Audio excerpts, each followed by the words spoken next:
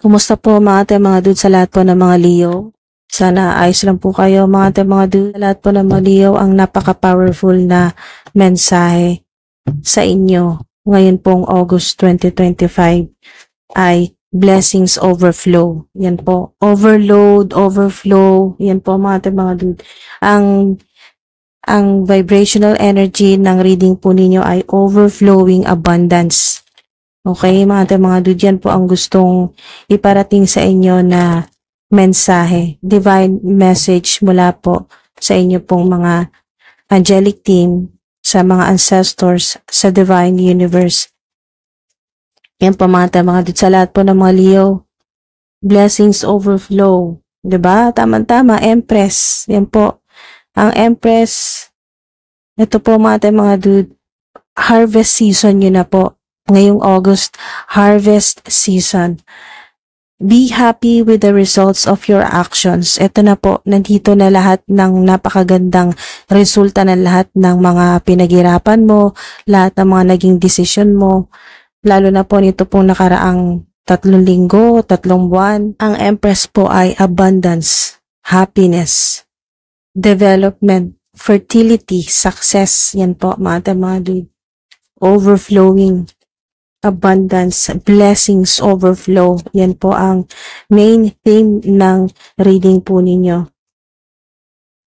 Pero dahil nga po sa vibe ng Empress ay syempre kapag kayo po ay nasa ganitong estado o sa ganito pong katayuan na kayo ay queen or king, ay may disiplina sa lahat ng inyo pong mga action, sa inyo pong mga desisyon. Yan po, may disiplina.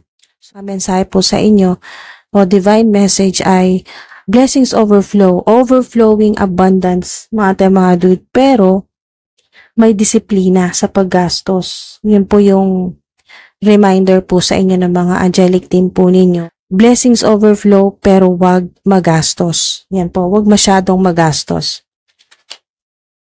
Pero wala po dito, no? Kasi makakat na yan dahil po dito sa King of Swords, mapuputol ang anumang mga limitasyon.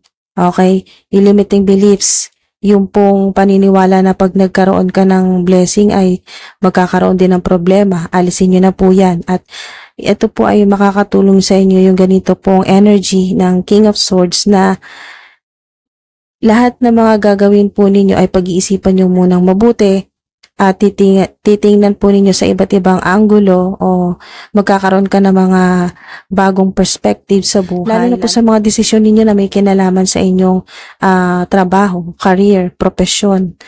Yan po, o sa estado po ninyo.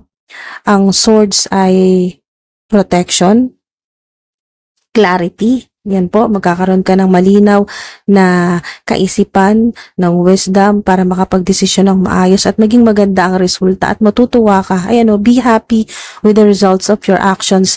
Magiging masaya ka, matutuwa ka sa mga magiging resulta ng desisyon mo, lalo na ngayong August. Ang 5555, angel number 5, ay malaking pagbabago, transformation, at mapuputol lahat ng BS sa buhay mo. Lahat ng bullshit, lahat ng problema, yan po. Ano yung nagpapabigat sa buhay mo? Poverty, mga issue sa pamilya, issue sa trabaho, gossips, yan po. Lahat ng hindi magandang komunikasyon ay lilinisin. Yan po yung magandang magagawa sa inyo ng energy ng King of Swords ay mapuputol lahat ng BS, toxicity, putol yan, curse, putol yan, kung ano mga evil spell, putol na yan, mga dude, generational curse, putol yan. So ngayon, nandito yung cutting ties, nandito yung pagputol, lalo na may mga binding spell na ginawa sa inyo noon. Yan po na hanggang ngayon ay naghihirapan po kayo na maaring ang binding spell na ito ay mula pa sa mga ancestors po ninyo na yung meron pong nagsimula na may mga galit sa mga ancestors po ninyo noon at ginawan po ng binding spell, kaya po hanggang ngayon ay nakakaranas kayo ng severe poverty, yung sobrang nahihirapan palagi sa pera at paulit-ulit yung ganong problema. So may cutting na po dito. So swords ay pangputol at protection din po ninyo yan, at sa komunikasyon din po ay napakaganda. Hindi rin po sa intellectual, no, sa mentality, sa inyo pong pag-iisip, marami din pong mga katotohanan na maglilitawan, no, matutuklasan po ninyo. At yes card po ito pareho. Okay, King of Swords, Empress, yes card po yan. So, abundance din po ito sa pag-ibig, dahil kung sa love life naman po ninyo titingnan nito ay may King at Queen. So, Empress at King of Swords ay mga dude. Hindi nga ito Emperor, nakapartner dapat ng Empress, pero ang King of Swords at Empress ay kung sa love life naman po ay nandito rin po ang compatibility. Basta maayos ang komunikasyon po ninyo ay magiging harmonious ang inyo pong relasyon. Yan po, mga dude. Pareho kayong may disiplina sa sarili, at nandito yung happiness. Okay, kahit na sinasabi dito na King of Swords at Empress, ay mahanap po ninyo yung inyong true love, yan po yung inyong pong forever.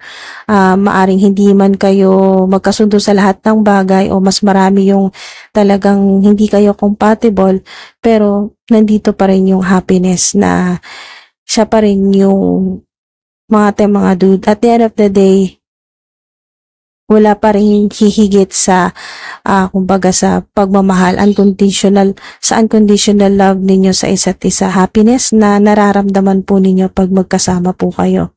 So, may development naman po sa inyo pong relationship.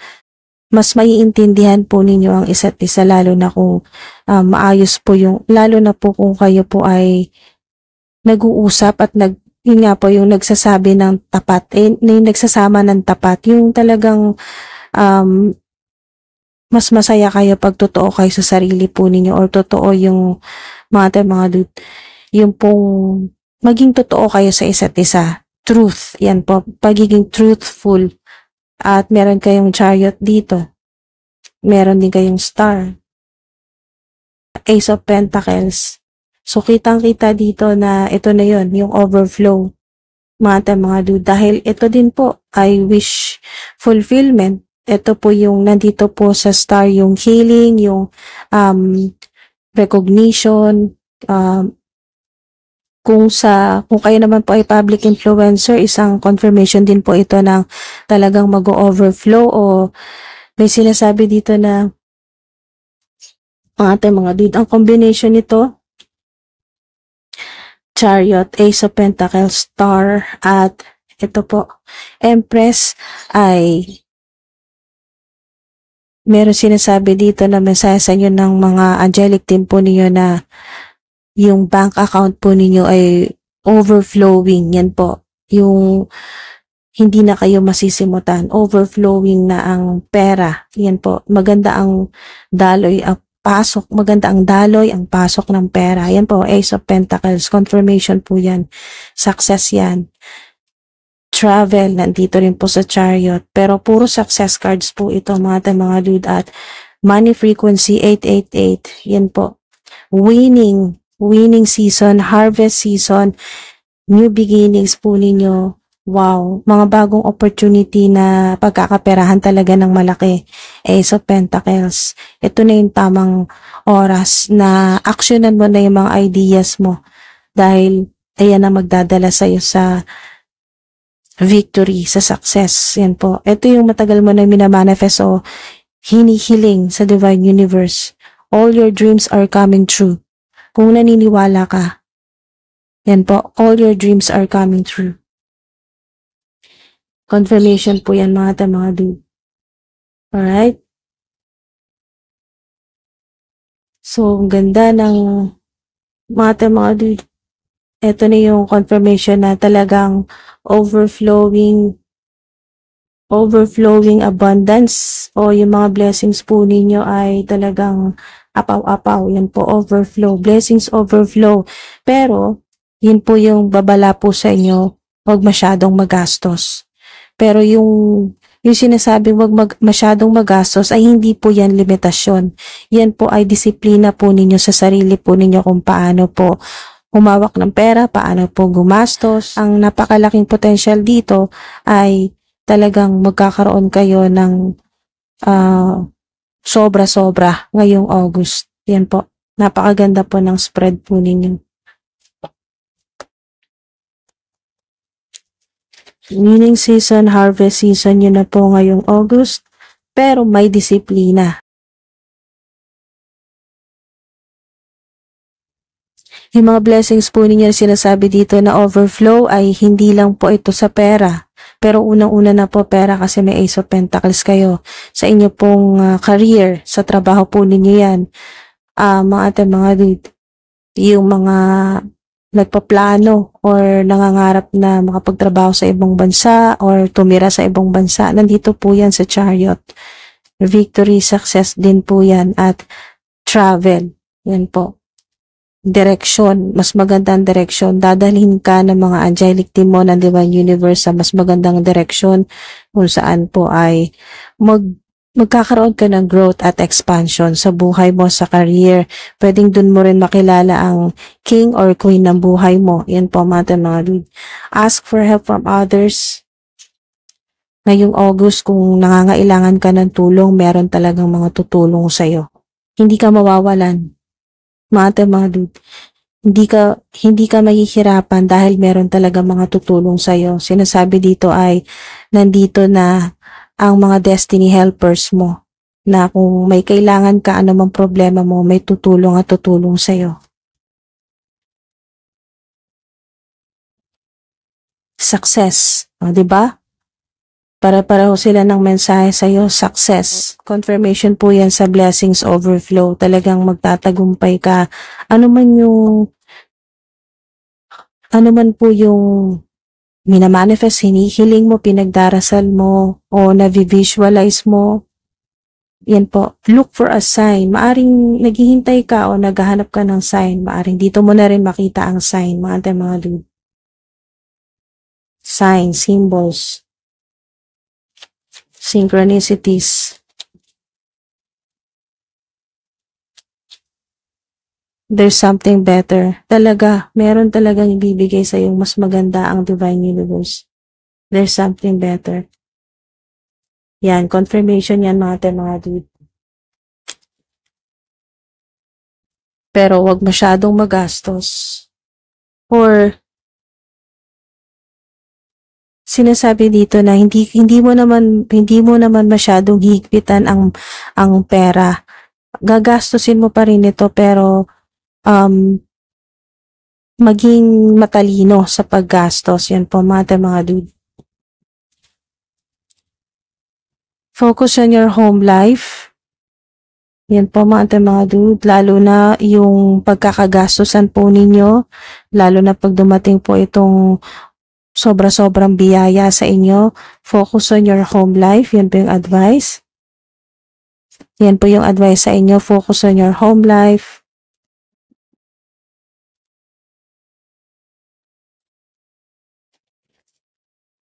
Okay, so bago natin isara ang portal po ninyo, it will bring good luck. Wow, it will bring good luck. Wow, may darating sa buhay mo na magdadala talaga sa'yo. Pwedeng idea ito, pwedeng tao rin dumating sa buhay mo ngayong August. O ano man po ito mga dude na darating sa buhay mo ngayong August na may dalang good luck sa'yo. Ayan po. O prosperity, abundance, swerte, makakatulong sa'yo sa success mo o matatanggap mo tong mas maganda. Yan po, there's something better, mas maganda na para talaga sa'yo, na deserve mo. Yan po, mga dude. Hingi tayo ng angel numbers bago natin isara ang portal po ninyo. Angel numbers.